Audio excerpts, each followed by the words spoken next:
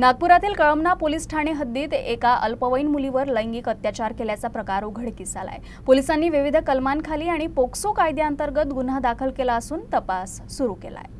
मिळालेल्या माहितीनुसार पीडिता ही अल्पवयीन असून 8वी इयत्तेपासून शाळा सोडल्यानंतर घरीच राहते।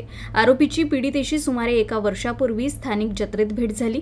यात त्यांनी मोबाईल नंबरची देवाणघेवाण केली आणि त्यानंतर फोनवर संपर्कात राहिले। या काळात त्यांच्यात प्रेम संबंध निर्माण झाले। फिर्यादीनुसार आरोपी ओमी हा पीडितेला काही बहाण्याने दुसऱ्या शहरात घेऊन गेला। तिला एका खोलीत बंद करत तिच्यावर बळजबरी केली। दरम्यान याबाबत तिने कुठेही वाच्यता केली नाही। पीडितेने पोटदुखीची तक्रार केली असता आई तिला उपचारासाठी मेयो रुग्णालयात घेऊन गेली, तेव्हा ती 8 महिन्यांची गर्भवती असल्याची बाब समोर आली, तर अर्भकाचा मृत्यू झाला होता। या गंभीर घटनेनंतर पीडितेचा जबाब आणि रुग्णालयाच्या अहवालाच्या आधारे कळमना पोलीस ठाण्यात गुन्हा दाखल करण्यात आलाय।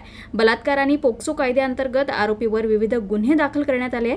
मात्र आरोपी ओमीची ओळख पटली नसून त्याचा तपास केला जातोय। पीडितेवर अजूनही मेयो रुग्णालयात उपचार सुरू आहेत, तर लवकरच आरोपीला अटक केली जाईल असा दावा पोलिसांनी केलाय।